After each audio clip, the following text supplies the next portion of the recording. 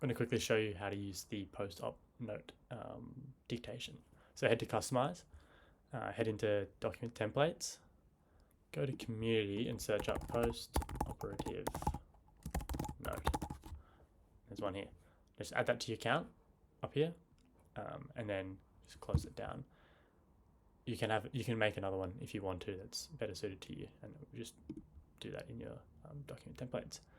Head into Dictate, and now hover over Smart Dictate, and you can see all the options down here. So you'd want to choose post-operative note, and I'll do it. So David, we operate an 18-year-old male with left ACL. The procedure was a left ACL reconstruction using hamstring tendon graft. We made 2 keyhole incisions.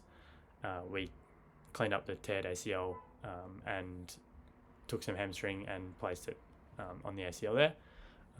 The procedure, so the closure, we kind of made 2 incisions, 2 keyhole incisions on the ACL, and then 1 on the hamstring.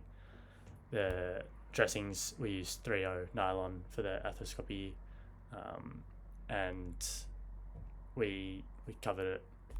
And for follow-up, we're going to use crutches for the first couple of weeks whilst he can't weight bear, and then he's going to start some physio rehab next week, and he is taking pain meds over the counter, and he's going to let me know if there's anything he needs that's stronger.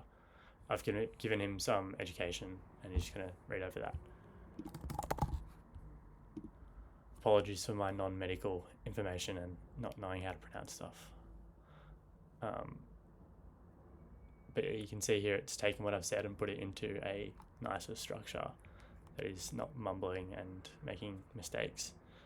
This is how it is set up. You can set it up to be dot pointed if you wanted like a more clear structure. So it's got the date, what procedure happened, closure,